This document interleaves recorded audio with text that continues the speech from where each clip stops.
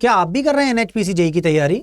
तो बच्चों को काफ़ी टाइम से डाउट आ रहा है कि सर जो हमें एनएचपीसी की तैयारी कर रहे हैं तो इसके लिए सर क्या कोई एक सटीक रणनीति है या फिर साथ में उनके ना कुछ छोटे छोटे डाउट्स हैं, तो उन सभी डाउट्स को आज क्लियर करते हुए चलते हैं। ठीक है सर। सो अगर आप भी कर रहे हो तैयारी तो ये वीडियो आपके लिए। So welcome to the engineers Adda 24/7।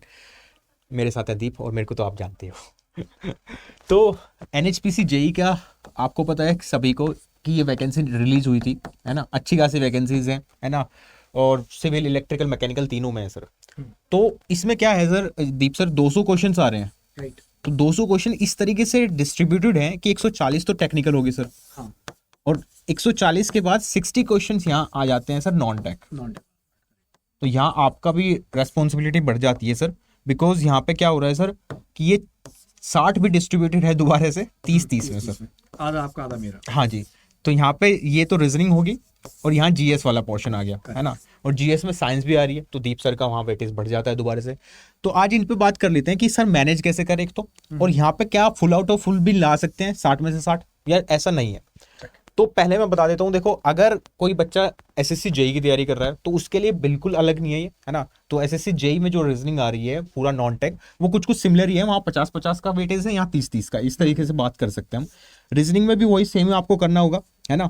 Verbal वाला पोर्शन, नॉन वर्बल वाला पोर्शन और एलआर का, तीनों को एक साथ लेके चलना पड़ेगा, क्योंकि 30 नंबर मतलब इतना कम वेटेज नहीं है कि 30 नंबर को आप इग्नोर कर लो, पहली तो बात। क्योंकि अगर ये नॉन टेक 60 नंबर आपने अच्छा नहीं किया तो ये 140 में से आप चाहे 140 भी ले आओगे तब भी सिलेक्शन नहीं होने वाला, ये आपको भी पता है। तो मतलब इस 60 नंबर का वेटेज यहाँ पे बढ़ जाता है ना। तो अगर आपको क्वालिफाई करना है अच्छे नंबर से, क्योंकि आपको ये तो पता चल गया कि भाई 200 क्वेश्चन है ना, लेकिन टाइम देखो, टाइम है 180 मिनट, 3 घंटे आपको मिल रहे हैं। 3 घंटे अगर आपको मिल रहे हैं, 180 मिनट और 200 क्वेश्चन, तो एक क्वेश्चन के लिए 1 मिनट भी नहीं है, उससे भी कम टाइम में आपको करना पड़ेगा, मतलब सेकंड्स में खेलना पड़ेगा कुछ क्वेश्चंस। तो वो या आप यहाँ खेलोगे यहाँ खेलोगे, वो आपके ऊपर डिपेंड कर रहा है, या आप टेक्निकल में खेलने वाले हो, है ना। इस सारे का सारा डिपेंड आपके ऊपर करेगा। तो अगर आपको यहाँ अच्छा करना पड़ेगा, 30 नंबर ही अगर आपको अच्छे करने हैं, तो पहली बात तो ये है कि ये तीनों चीज़ें कवर करनी पड़ेंगी। चाहे आप कहीं से करो, यूट्यूब से करो, बुक से करो, सेल्फ स्टडी करो, कुछ भी करो, बिना इन 3 चीज़ों के ये कवर नहीं होगा।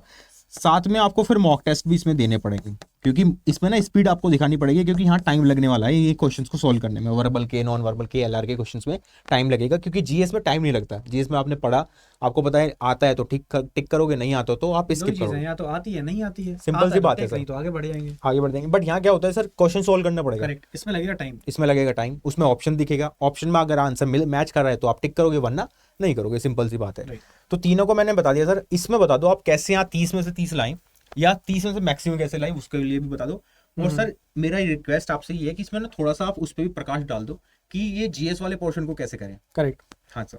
तो यहाँ पर हम लोग ना सबसे बढ़िया तरीका क्या है, एनएचपीसी जेई का एग्जामिनेशन का हमें भी पता है सर, लास्ट डेट आने ही वाली है। तो पहले तो लास्ट डेट का वेट मत करना फॉर्म भरने के लिए। मैक्सिमम लोग वही कर रहे होते हैं कि लास्ट मिनट में पहुंचे, सर आज भर देता हूँ, और पता लगा सर्वर डाउन है। ठीक है सर। तो इस चीज़ से बचना है। अब दूसरा, हम लोग जब तैयारी कर रहे हैं तो सर हमको पता है किस टाइप के क्वेश्चंस आ रहे हैं। अभी कैसे पता लगेगा? सबसे बढ़िया तरीका है कि आप लोग डेली बेसिस पे क्लास अटेंड करो, है ना। सर की क्लास ले लो जो कि 10 से 11 होती है, मेरी क्लास लीजिए आप 8 से 9 होती है। तो अपनी क्लासेस में हमको आइडिया लगता है कि अच्छा ये पर्टिकुलर क्वेश्चन है, इस टाइप के क्वेश्चन एग्जाम में आ रहे हैं।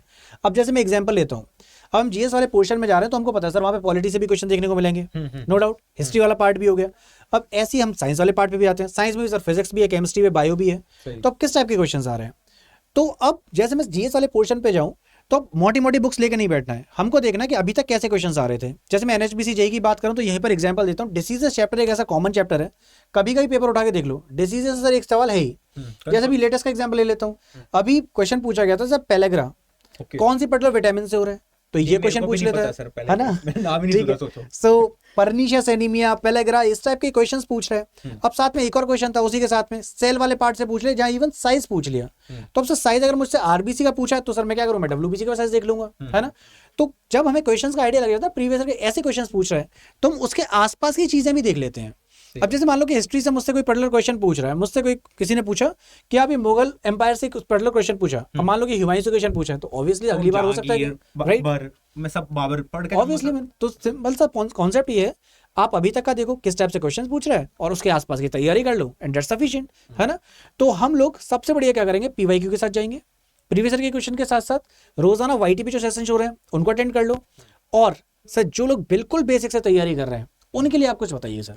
तो गाइज देखो, बेसिक वाले की जो तैयारी कर रहे हैं, जिनको फाउंडेशन ही स्ट्रॉन्ग नहीं है ना, एक पोर्शन तो सर ने बता दिया कि भाई यूट्यूब से पढ़ो, आप बेसिक सी तैयारी करो अगर आपका बेस क्लियर है तो, है ना। बट क्या होता है, बहुत सारे स्टूडेंट ऐसे होते हैं जिनका बेस भी क्लियर नहीं होता, है ना। तो बेस अगर क्लियर नहीं है बिल्कुल भी आपका, तो आप एक काम कर सकते हो, आप क्लासेस में आ सकते हो जो कि एप्लीकेशन पे चलती है, चाहे दीप सर की है, मेरी है, सभी फैकल्टीज की क्लासेस वहाँ पे चलती है, और वहाँ फाउंडेशन स्ट्रॉन्ग किया कराया जाता है सबका, क्योंकि बच्चे क्या है ना, अलग अलग बैकग्राउंड से आते हैं, एक बहुत स्ट्रॉन्ग होगा, एक बहुत वीक होगा, एक मॉडरेट लेवल पे है ना। तो सबको एक साथ तैयारी कर रहे हैं सो दैट उनका लेवल जो है बराबर आ जाए और ठीक हो जाए वो। तो बिल्कुल जीरो वाला है वो आके इतना कर ले कि वो एग्जाम क्वालिफाई कर ले, है ना।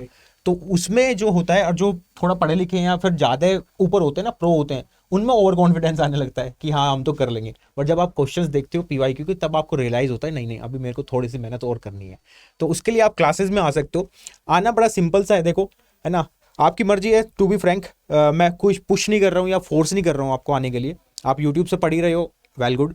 अगर आप थोड़ा अफोर्ड कर सकते हो और चाहते हो कि हाँ डायरेक्शन में तैयारी कर लें, है ना, ये ना हो भटक ना रहे हो, हम ये भी पढ़ रहे हैं ये भी पढ़ रहे हैं, और क्योंकि इस टाइम आपको भी पता है यूट्यूब पे इतना कंटेंट अवेलेबल है, और वो भी भारी मात्रा में sir, right. Excess of content हो गया, फिल्टर ही नहीं कर पा रहे बच्चे कि कौन सा पढ़े, कहाँ से पढ़े, क्या हो। फिल्टरिंग बहुत इंपॉर्टेंट है, वो फिल्टर ही बहुत कि मैं इंपॉर्टेंट सर इसमें से क्या पकड़ लूं, क्योंकि अब सर सब कुछ अगर देख रहे हैं तो सर हमें नीट का एग्जामिनेशन क्वालिफाई नहीं करना है, बायो वाले पार्ट से देख रहे हैं। Correct correct correct. अगर मैं बाकी सब्जेक्ट से जा रहा हूं तो उसके लिए उतने महारत हासिल आपको करने की जरूरत PhD नहीं है। करनी नहीं है, आपको एग्जाम निकालना है, सिंपल, बस है ना। एग्जाम निकालने के लिए तैयारी एक स्ट्रीमलाइन होनी जरूरी है कि हाँ मैं इसी डायरेक्शन में मूव करूंगा, और इसी डायरेक्शन में मूव करके थोड़ा दूर चलने पे मेरे को मंजिल मिल जाएगी। सिंपल सी बात ये है ना, क्योंकि जॉब निकालनी है ना, जॉब लेनी है।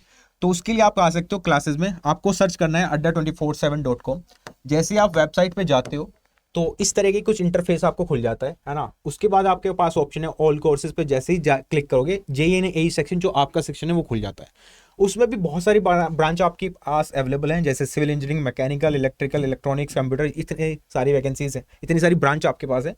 तो जो भी स्टूडेंट सिविल, इलेक्ट्रिकल, मैकेनिकल के हैं और NHPC JEE की तैयारी कर रहे हैं, है ना, उनके लिए तो बेहतरीन मौका है जी। उनके लिए बेहतरीन मौका क्या है, NHPC पे, जैसे मैं सिविल वालों के लिए बता दूं, जैसे सर ये NHPC पे क्लिक करेंगे ना, तो इनके लिए यहाँ पे देखो 3 कोर्सेज अलग अलग खुल जाते हैं। बट सर यहाँ पर मुझे कुछ अलग सा दिख रहा है, ये डबल वैलिडिटी वाला आज क्या चल रहा है? हाँ, तो ये डबल वैलिडिटी है गाइस, कि आप अगर आज कोर्स परचेज करते हो तो जितनी ड्यूरेशन के लिए उतना ही मल्टीप्लाई हो जाएगा। जैसे ही 1 साल के लिए, तो ये 2 साल के लिए आपको मिल जाएगा।